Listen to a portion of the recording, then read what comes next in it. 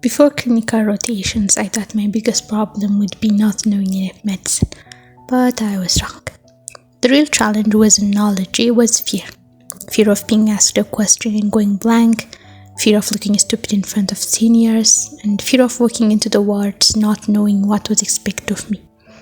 If you're about to start clinical rotation, this is what I wish I knew earlier.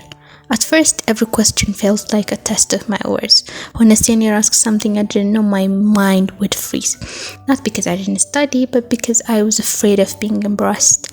I even started avoiding speaking sometimes, just to avoid the possibility of being wrong in front of others. But later, I realized something important. Most students are just unsure as you are. They just are better at hiding it. I used to think I had to memorize every possible differential diagnosis before seeing a patient. So instead of focusing on the actual case, I was overwhelmed, trying to prepare for everything that might be asked. But clinical rotations don't work like that. You don't learn medicine by knowing everything in advance. You learn by standing with one patient, one problem, one question at a time.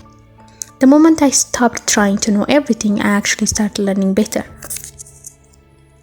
Another mistake I made was thinking I needed the perfect study system during rotations. I kept changing my routine, trying to organize notes perfectly and worrying about exams while still on the wards. I thought I was being productive, but I was actually distracted. Clinical rotations are not about perfect systems. They are about adapting, staying consistent, and learning from real patients instead of a perfect plans.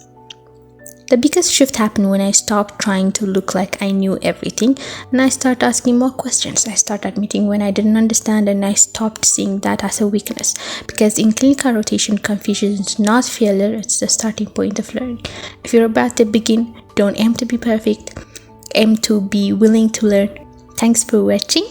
If this helps you, you can check out my first video on how to study even when you don't feel like it. I have leave it linked. And if you want more content like this, consider subscribing. See you on the next one.